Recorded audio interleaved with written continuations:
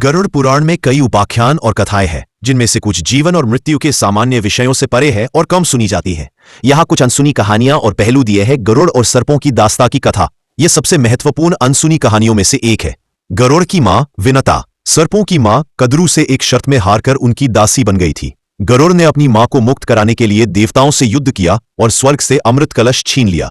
हालांकि उन्होंने स्वयं अमृत नहीं पिया, बल्कि इसे सर्पों को देकर अपनी मां को दास्ता से मुक्त कराया। बाद में भगवान विष्णु ने गरुड़ की भक्ति से प्रसन्न होकर उन्हें अपना वाहन बना लिया। 84 लाख योनियों का रहस्य गरुड़ पुराण मानव जीवन के महत्व पर विस्तार से प्रकाश डालता है। इसमें बताया गया है कि आत्मा को मोक्ष प्राप्त करने से पहले 84 लाख प्रकार की योनियों जीवन के रूपों से गुजरना पड़ता है। मनुष्य जीवन सबसे भाग्यशाली माना जाता है, क्योंकि इसी योनि में व्यक्ति अच्छे कर्म करके मोक्ष प्राप्त कर सकता है।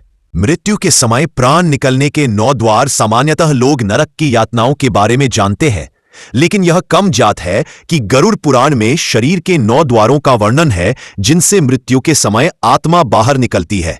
ये 9 द्वार दोनों आंखें, दोनों कान, मुख, दोनों नासिकाएं और शरीर के दोनों उत्सर्जन अंग है। अन्नदान की महिमा यह कथा कम प्रचलित है कि गरुड़ पुराण में अन्नदान को बहुत महत्वपूर्ण माना गया है। भूखे व्यक्ति को अन्न दान करने से न केवल दानकर्ता को पुण्य मिलता है, बल्कि उसकी 7 पीढ़ियों का उद्धार होता है और घर में देवी अन्नपूर्णा का वास होता है।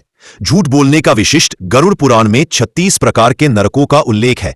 यह एक विशिष्ट अनसुनी बात है कि झूठ बोलने वाले व्यक्ति को तप्त कुंभ नामक नरक में भेजा जाता है, जहां उसे गर्म तेल और लोहे के चूर्ण से भरे गर्म घरों में सजा दी जाती है। धर्म ग्रंथों से जुड़ी पौराणिक कहानी सुनने के लिए चैनल को लाइक और सब्सक्राइब करें।